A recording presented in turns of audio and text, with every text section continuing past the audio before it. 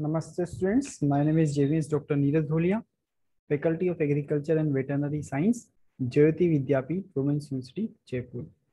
So today we are going to discuss the topic that is motivation, and this comes under the subject behavioral science. So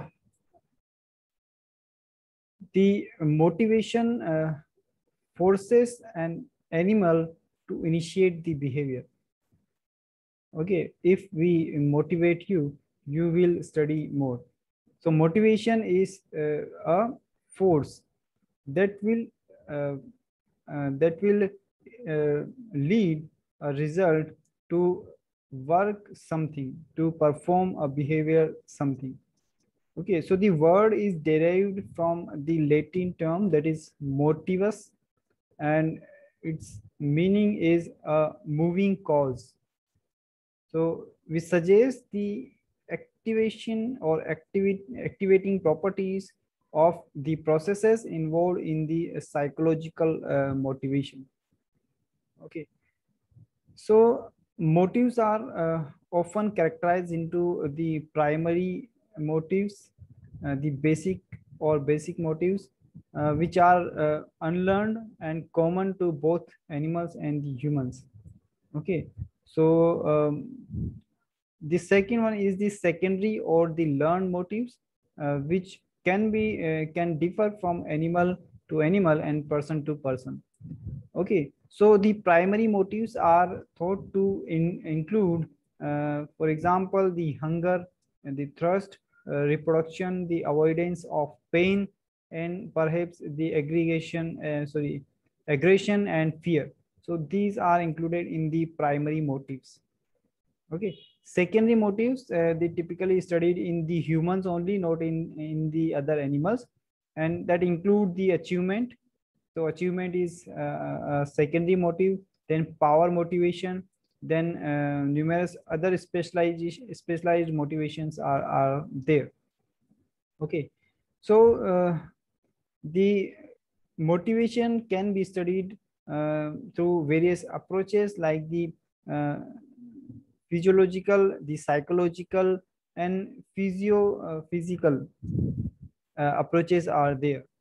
So in the physiological level, using the electrical and the chemical stimulation of the brain, the recordings of the electrical brain wave activity with the electroencephalogram and lesion techniques, where a portion of brain that is usually a laboratory animal is destroyed and subsequent changes in motivation are noted. So these are the uh, basic motives such as the hunger, the thirst, the aggression, and the fear. So they can be noted using the physiological level. Okay, then physiological level such analysis attempts to understand why people act in a particular way and seek to draw the general conclusion from the individual cases. Then social psychologists have been active in discovering how the presence of others in a given situation influences the motivation. So motivation is sometimes also approached from a more physical direction, that is analysis of motivation are understood at least in part by examining the particular uh, physio uh, uh, philosophical point of view imposed by the theorist.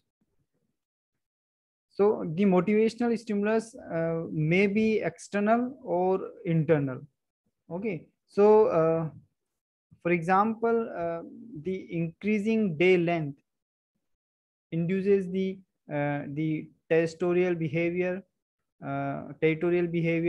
the behavior of other things may be changed by the increasing the length of the day. So the uh, territorial behavior, change in the territorial behavior can be observed by by the increased length of the day. So this is a type of the external motivational stimulus. Okay. If we talk about the internal motivational stimulus, that may be the depleted food stores in the body that will result in the seeking of food. Okay, so you feel hungry or the animals feel hungry. That is the internal motivational stimulus. Okay, so is the motivational is the innate or acquired process. Okay, so there was a debate among the theorists concerned the degree to which motivational processes are innate or genetically programmed versus acquired or learned. So since the 1819, this debate was swaying from one extreme to the other and then back toward the middle. So early approaches viewed motivation as largely instinctive or innate behavior. So when the instinctive approach fell into disfavor during the 1920s, the idea that all behaviors were learned largely replaced the instinctive approaches. So by 1960 and continuing to the present, research indicated that the answer to the debate is that uh, both positions are correct. Some motives in some species are innate. For example, in the courtship behavior of the three-spined uh, stickleback and small fish of the north hemisphere. So again, other motives such as achievements, motivation seem more closely associated with the learning approach. Okay, learning behavior. So some motive states such as the extreme shyness seem to result from an innate predisposition coupled with the particular environmental environment where learning interacts with the predisposition. So this is the combination of both innate and learned approaches. So the concept of motivation encompasses a variety of factors that modify the extent and nature of any behavioral response. At any given moment in time, an animal usually has a range of behaviors which it could exhibit. So what is so the study of motivation is interested in determining what the causal factors or the deriving forces are behind a behavior. So the environment the animals lives in may change. For example, food may appear or disappear. A predator may attack or not. The temperature could fall or offsprings may start begging for food. So these may all cause changes in the animal's behavior. The same stimulus does not always evoke the same response in the same organism. So the differences is always circumstantial and may be controlled by either internal or external forces. Okay. For example, if you provide the food uh, to a hungry animal or to a animal which just fed, so the response will be different from both of the animals. Okay. So the study of motivation looks at how internal and external causal factors interact to produce the behaviors.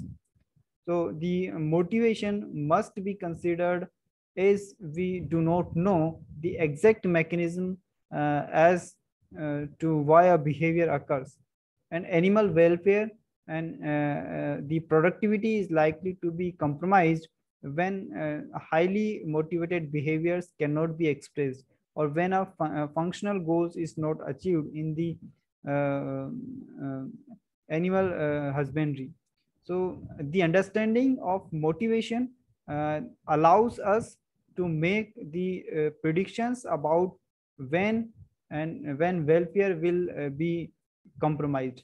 Okay, so if we are aware about their behaviors, so the earnings should be greater. Okay, so the animal welfare is depends on um, their satisfactory behaviors. Okay, so if the animals do not behave uh, as natural they should, so it means there is a problem, there is a lacking of the animal welfare. Okay, so you should know their behavior, you should have um, some motivations to them, and the increasing the for the increased productivity and increased earning out of the animal husbandry. Okay, so that was about the animal behavior. So in and the motivation, so we have discussed the definition. What is motivation? So it is the force to an animal to initiate any behavior. Okay, so we have understood what is the primary motives and what are the secondary motives. Generally, the secondary motives are applied only on the humans, and the motives, primary motives, are applied on both in the humans and in the other animals. So primary motives are the maybe the hunger, thirst, reproduction, avoidance of pain, and fear, aggression, etc. And secondary motives include the achievement, power, motivation, and other things.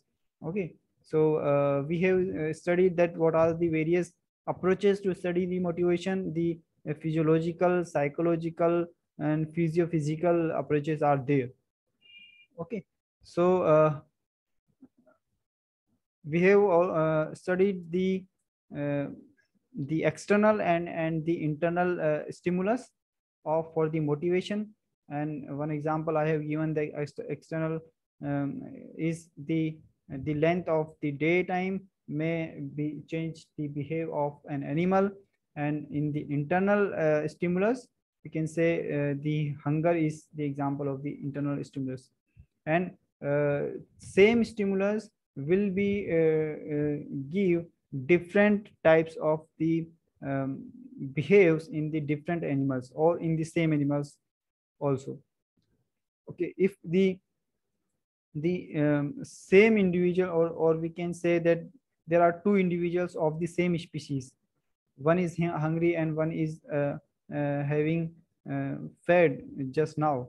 So if you provide the food, they will behave differently. Okay, so we have also discussed that this type of behavior have the uh, linked with the innate or the acquired processes. So both components involved in the motivation, the innate and the acquired also.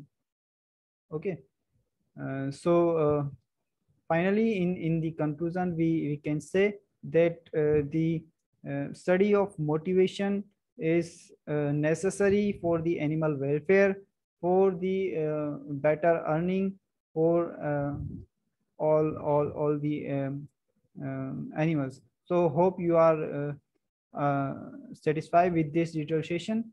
And if you have any query, you can write in the comment box. And this session is powered by Digital Version 2, Jyoti Vidyapeeth Women's University, Jaipur. Thank you.